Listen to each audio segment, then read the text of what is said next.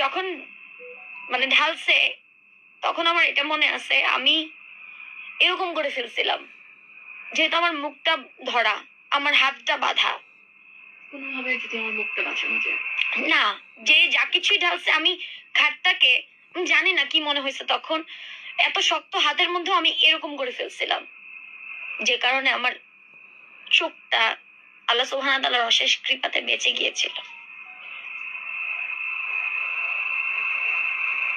Acid না, শুধু medical report এসেছিল অ্যাসিডের সাথে অনেকগুলো কেমিক্যাল মিক্সড ছিল। শুধু এটা করেই শান্ত হয়নি তারা ইনস্ট্যান্ট চেয়েছিল যে আমি যেন দুনিয়া থেকে চলে যাই, এবং তাদের মধ্য থেকে একজন দেশলাই দিয়ে আমার শরীরের উপর ছুঁড়ে মারছিল। আমি দেখছিলাম আমার ওড়না থেকে দাউ দাউ করে আগুনটা উপরের দিকে উঠতেছে। সর্বোচ্চ 5 মিনিট যদি এইভাবে থাকতাম, হয়তো মানে আমার কাপড়ের অংশটাও পেতো কিনা আমি জানি না। মানে আমার থাকে না পোড়া, একদম পুড়ে গেলে কাপড়টা যে পড়ে থাকে, একদম মাংসগুলো গলে কাপড়টা থাকতো কিনা আমি জানি না, ধুলিকণা গুলো থাকতো কিনা আমি জানি না। একদম কয়েক মিনিটের মধ্যে আমার মা এন্ট্রি, জাস্ট 1 মিনিট হবে সর্বোচ্চ।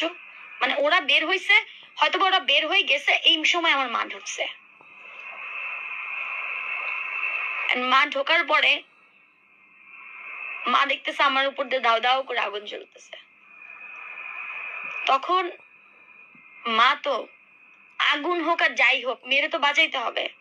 আমার মা গিয়ে মানে ওই যে ছালা থাকে না কিচেনে, দৌড়াই গিয়ে চালের বস্তা এনে আমাকে এইভাবে জড়ায় ধরছে, মানে আগুন নেভানোর চেষ্টা।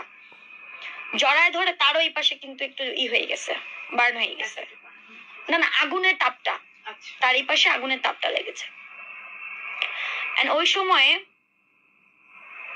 যখন ধরলো যাচ্ছে না, তখন নিয়ে বাথটব ভরা ছিল, বাথটবের পানিতে আমাকে ফেলে দেয়, বাথটবের পানিতে ফেলে দেয়। ফেলে দেওয়ার পরে কোনোভাবেই আমার আগুন কমছে না, মানে আগুন দাও দাও করে জ্বলছে। কারণ আমি ঠিক গেঞ্জি পরা ছিলাম, গেঞ্জিতে আগুন লাগলে কিন্তু এটা একদম হয়ে যায়। এন্ড শিফনের একটা ওড়না পরা ছিলাম, ওই যে গলার মধ্যে প্যাঁচানো ছিল, আরো বেশি তাড়াতাড়ি হ্যাঁ। তো তখন পারছে না কোনোভাবে, বারান্দার বেলকনি থেকে পাশের জমিতে বৃষ্টির কিছু পানি জমেছিল, তখন ওই জায়গায় নিয়ে আম্মা ধাক্কা দেয়, মানে ওই পানিটার মধ্যে ধাক্কা দেয়, দোতলা থেকে নিচ তলায় পানিটার মধ্যে ধাক্কা দিলে আমি পানির মধ্যে ধাপ্পাস করে পড়ি, তখন আমার আগুনটা নিভে যায়।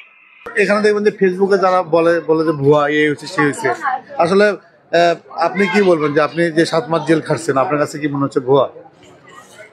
আমি 7 মাস জেল কাটছি, আমি তো একমাত্র আমাকে বলছে এইটু পানি নিয়ে আসতো এই বাড়িতে, আমার জুলকে বললো এই বাড়িতে যে বাতিতে একটু পানি নিয়ে তো আমি জগ দেখি হয় নিতে কি কাজা কি আসে বিষয়ের মাল তরকারি কইতেছে, সেটা আমি বললাম আগেও বললে গেছি, ওরকম বলতেছি যেটা কি বিষয় আসে আমি জানি না। কতদিন পরে আমি পানি নিয়ে গেছি, 5 মিনিট কি 10 মিনিট হবে, দেখতেছি আগুনের একটা ইয়েইতেছে।